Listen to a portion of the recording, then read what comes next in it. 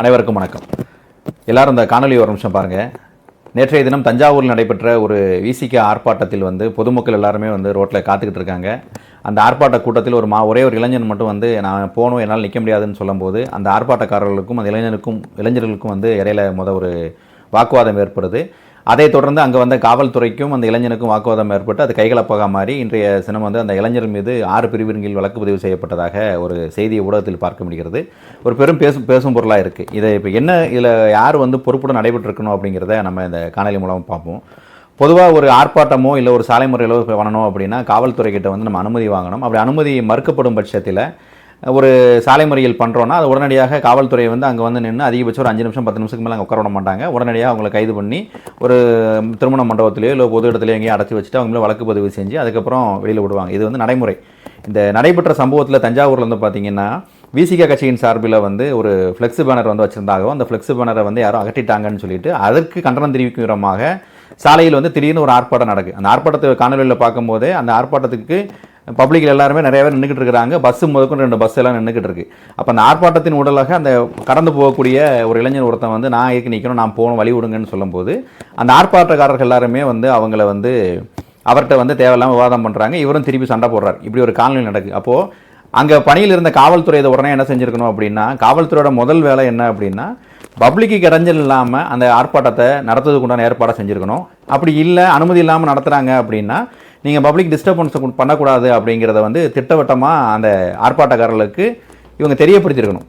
அவங்க பேச்சுவார்த்தை பண்ணும்போது நீங்கள் ஏன் பப்ளிக்கிட்ட போய் வம்பு பண்ணுறீங்க, நீங்கள் உடனே ஆர்ப்பாட்டத்தை முடிச்சு கிளம்புங்க அப்படிங்கிற மாதிரி சொல்லியிருக்கணுமே ஒழிய அங்கே வந்த எஸ்எஸ்ஐ எந்த ஒரு விசாரணையும் இல்லாமல் ஏதோ 2 பேர் கும்பலுக்குள்ளே சண்டை வந்துருச்சுங்கிறது இவராக ஒரு முடிவு பண்ணி நேரடியாக வந்த உடனே அந்த பையனோட பைக் சாவி எடுக்கிறது, நீ என்ன போப்பறியா இல்லை பேசாமல் இருக்க போறியா உன்னை அடிக்கவான்னு சொன்னோன்னே அந்த பையன் என்னை அடி பார்ப்போன்னு சொல்லி அவனு சொன்னோன்னே 2 பேருக்கு கைகலப்பு வந்துருச்சு. இப்போது எந்த ஒரு விசாரணையும் இல்லாமல் என்ன நடந்துச்சுனே தெரியாமல் வந்த காவலர்கள் உடனடியாக பாதுகாப்பு கொடுக்க வேண்டிய பொதுமக்கள் மீதே ஒரு தாக்குதல் நடத்துகிற மாதிரி ஒரு சீன் அங்கே கிரியேட் ஆயிடுச்சு. அப்போ இதுக்கு முழுக்க யார் காரணம்? இப்போ இந்த பிரச்சனையை பண்ண விசிக கட்சியை சேர்ந்த தொண்டர்கள் யாருமே இந்த பிரச்சனையில் அங்கே ஒன்றுமே நடக்காத மாதிரி எல்லாரும் எந்திச்சு போயிட்டாங்க. ஆனால் இந்த பையனை மட்டும் ஒரு பெரிய குற்றம் பண்ணவன மாதிரி அவனை அடித்து இழுத்து கொண்டு போய் இப்போ வழக்கு பதிவு பண்ணியிருப்பாங்க. என்ன வழக்கு பதிவு பண்ணியிருப்பாங்கன்னா, காவல்துறை அதிகாரியை பணி செய்ய விடாமல் தடுத்தால் பொதுமக்களுக்கு இடையூறாக இருந்தாங்க அப்படிங்கிற மாதிரி பிரிவுகளும் வழக்கு பதிவு பண்ணி அந்த பையனை ரிமாண்ட் பண்ணிட்டாங்க. இப்போது உண்மையிலேயே இந்த சம்பவம் பொதுமக்களுக்கு இடையூறாக ஏற்படுத்தின விசிகா மீது போடணுமா, இல்லை அந்த பொதுமக்களில் ஒருவனாக இருந்து என்னை என் வேலையை பார்க்க விடுங்கன்னு சொன்ன அந்த பையன் மேலே போடுறதா? உண்மையிலே காவல்துறை நடவடிக்கையை உண்மையிலே இது கண்டிக்கத்தக்கது.